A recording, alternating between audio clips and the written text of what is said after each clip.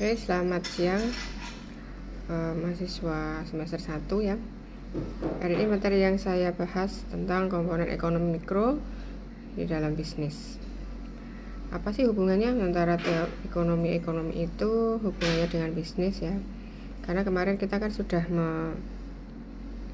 membahas ya, apa itu faktor-faktor produksi, apa itu permintaan dan penawaran, kenapa permintaan bisa naik, kenapa penawaran juga bisa naik, seperti itu.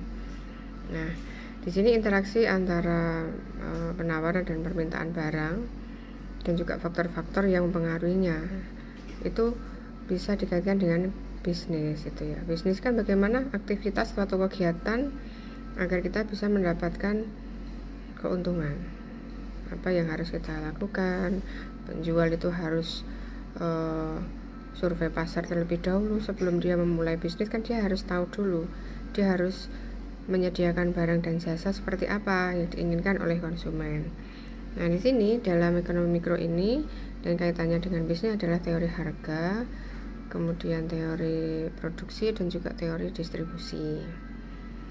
Nah, kemudian dalam teori harga ya, kenapa sih harga itu? What is price? We must know about price. Every people to buy something exactly here, and then they want to buy something, so exactly depend on price. Nah, jadi harga itu memang seseorang itu bisa membeli sesuatu, mengambil decision making untuk membuat keputusan untuk membeli sesuatu itu ya dari harga seperti itu. Berapa sih harga HP sekarang? Berapa sih harga laptop sekarang misalnya? Sekarang kan kebutuhan untuk mahasiswa, untuk sekolah kuliah online misalnya, untuk offline juga diperlukan laptop dan sebagainya. Buku, kemudian download jurnal bereputasi, jurnal internasional, seperti itu. Banyak penawaran-penawaran dari jurnal internasional yang mereka menawarkan dengan harga tertentu ya. Nah, itu jadi hubungan antara pembeli dan penjual itu ada kaitannya dengan bisnis. We must know about price because every people depend on price to buy something. Seandainya misalnya ada diskon harga, itu pasti mereka akan berbondong-bondong untuk membeli barang tersebut seperti itu. Beli 2 gratis 1, atau mungkin beli 1 gratis 1 misalnya kita berada di matahari dan sebagainya. Yang kedua adalah teori produksi. Teori produksi itu akan menganalisis tentang biaya-biaya produksi dan juga tingkat dari produksinya, bahan baku yang sudah diperoleh dari lapangan, misalnya dari suatu tempat tertentu misalnya. Kita harus bisa memilih bahan baku yang murah dan berkualitas. Dengan prinsip ekonomi, kita memproses dengan harga yang semurah-murahnya tapi dengan hasil yang sebesar-besarnya. Tapi kualitas ya, produktivitas and quality is very important ya. Don't forget about quality and then productivity and products proses. Nah, jadi kita itu memang membahas antara permintaan dan penawaran ada kaitannya dengan biaya produksi, kaitannya dengan biasa berapa besar pengendalian biaya untuk bisa menyelesaikan proses produksi itu sampai barang itu jadi. Itu memang kita harus mengetahui teori ini. Kemudian teori distribusi, setelah produk kita sudah selesai, kita proses, kemudian itu barang sudah jadi, akhirnya apa? Barang itu harus bisa didistribusikan sampai ke tangan konsumen. Nah, jadi dalam ekonomi mikro ini juga membahas kaitannya dengan nanti akuntansi biaya ya. Di situ ada BBB, biaya bahan baku, biaya tenaga kerja, biaya overhead pabrik. Nah, itu ya. Dari teori distribusi juga seperti itu. Nah, komponen-komponen dalam bisnis, komponen utamanya itu apa? Nah, interaksi di pasar barang. Nah, bagaimana interaksinya? Di situ ada kesepakatan antara penjual dan pembeli. Interaksinya seperti apa? Kebijakannya seperti apa? Dia ngambil keputusan terkait harga produknya. Ya, tawar-menawar. Seperti kita membeli suatu produk. Misalnya barang itu bisa kita peroleh, kan harus ada interaksi di situ. Kita mau memutuskan untuk beli apa di Shopee misalnya. Kemudian para penjual itu menawarkan barangnya. Si pembeli juga akan melihat apakah barang yang ditawarkan itu bagus apa enggak. Nah, di situ ada interaksi. Nah, ini ya. Jadi interaksi pasar barang ya, di dalam komponen bisnis ini juga ada interaksi barang. Kemudian tingkah laku penjual dan pembeli. Nah, tingkah laku dari penjual pembeli itu memiliki karakter yang beda-beda. Ada juga yang pembeli itu pengennya yang penting ini harganya nggak terlalu mahal tapi berkualitas. Misalnya kayak skincare ya, skincare antara Natasha, Briella, kemudian Larissa. Do you know about that? We must know about attitudes and then habits ya, habits customer. Habit customer seperti apa sih kebiasaannya? Apakah dia pengen mendapatkan kulit yang mulus dalam waktu 1 menit atau 2 menit? Enggak kan? Pasti harus ada prosesnya. Di situ ditawarkan ada beberapa krim malam, krim pagi, ada pembersih, ada cleanser, ada waist tonic, ada namanya yang untuk menghaluskan itu serum dan sebagainya. Nah, di situ tingkah laku penjual dan pembeli ini akan berbeda-beda di setiap daerah. Maka kita harus tahu, we must aware about customer, we must aware about the needed of customer in this time. Di saat sekarang ini memang kan pelanggan itu kan macam-macam seperti itu. Ada yang pengen beli di Natasha, pengen cepet gitu ya. Ada yang pengen di Larissa, ada yang pengen di Ella, atau di scan-nya dokter siapa itu, nah, macam-macam. Kemudian interaksi di pasaran, interaksi antara konsumen dan produsen ini yang melibatkan apa? Faktor-faktor produksi, sumber daya alam, sumber daya manusianya, ada modal, ada kewirausahaan. Nah, jadi di sini interaksi di pasar itu semuanya berkait-kaitan gitu ya. We must aware about that. What is the motive customer to buy something gitu ya.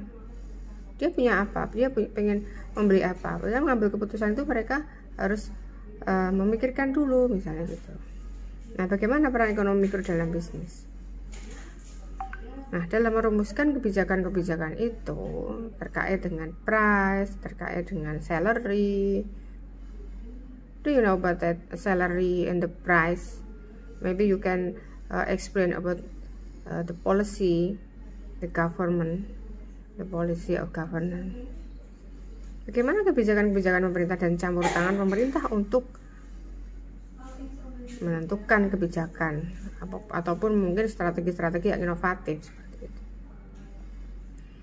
Nah, misalnya seketika harga BBM naik, bagaimana kebijakan untuk harga di pasar? Mereka bisa nggak untuk menekan harga seperti itu? Kemudian menyusun prediksi. You must have a forecast about something in the future time gitu ya. Do you know the prediction, the forecasting, the economic of forecasting in the next time gitu. What is the strategy and the forecast? Kira-kira barang yang akan terjual, yang laku terjual pada saat yang akan datang, pada masa yang akan datang itu seperti apa? Kita harus tahu dulu. Seorang produsen itu harus bisa memikirkan, oh ternyata pasar itu sekarang itu banyak yang dijual dalam bentuk online, maka harus tahu ini bisnis yang berjalan sekarang apa, bisnis tentang pengiriman barang. Nah, itu juga menjadi interaksi ya, bagian forecasting in the next time gitu. And then in this method, we must know about customer attitude ya. Perilaku konsumen itu seperti apa? Bagaimana itu kebiasaan dan juga perilaku dari konsumen itu, dan itu sangat berpengaruh terhadap kemampuan barang dan jasa itu bisa bertahan di pasar gitu. Nah, barang dan jasa itu agar bisa bertahan di pasar itu syaratnya harus bagaimana? Ya harus ada innovation product, diversifikasi production, and then price, maybe customer have a new needed ya. Mereka punya kebutuhan yang lebih update sekarang, apa kebutuhannya itu. Mungkin untuk kebutuhan masyarakat sekarang adalah apa ya? Bagaimana bisa memenuhi kebutuhan sehari-harinya, bisa membayar pendidikan misalnya. Maka dari itu we must know about customer attitude, kebutuhan dari konsumen. Mereka konsumen itu butuhnya apa? Minuman misalnya, minuman yang di dekat kampus itu es teh paling, yang murah meriah itu kan es teh. Bagaimana inovasi produk dalam bentuk minuman boba, tapi harganya kan biasanya sekitar 10 ribuan. Apakah mahasiswa bisa terjangkau dengan harga segitu?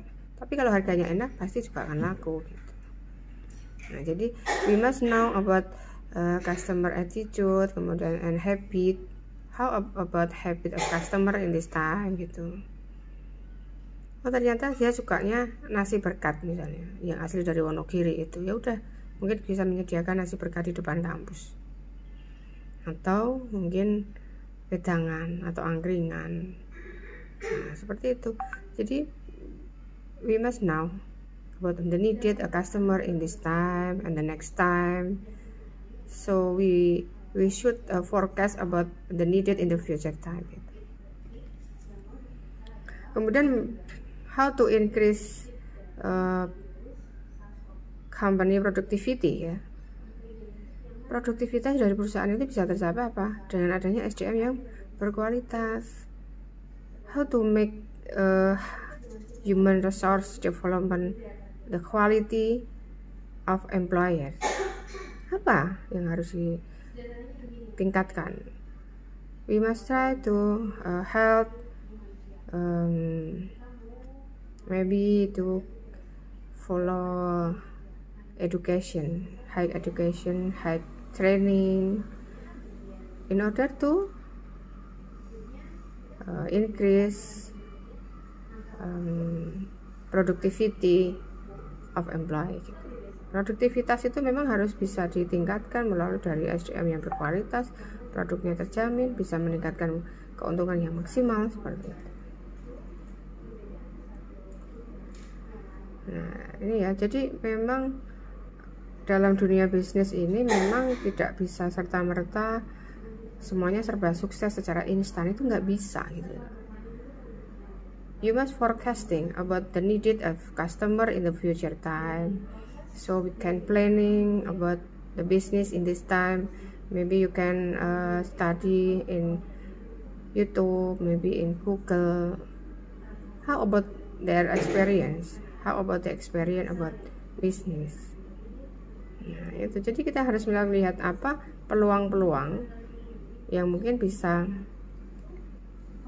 diterapkan seperti itu. Okay, this is my explanation about economic growth and then the relation about business. Maybe you can comment in my channel.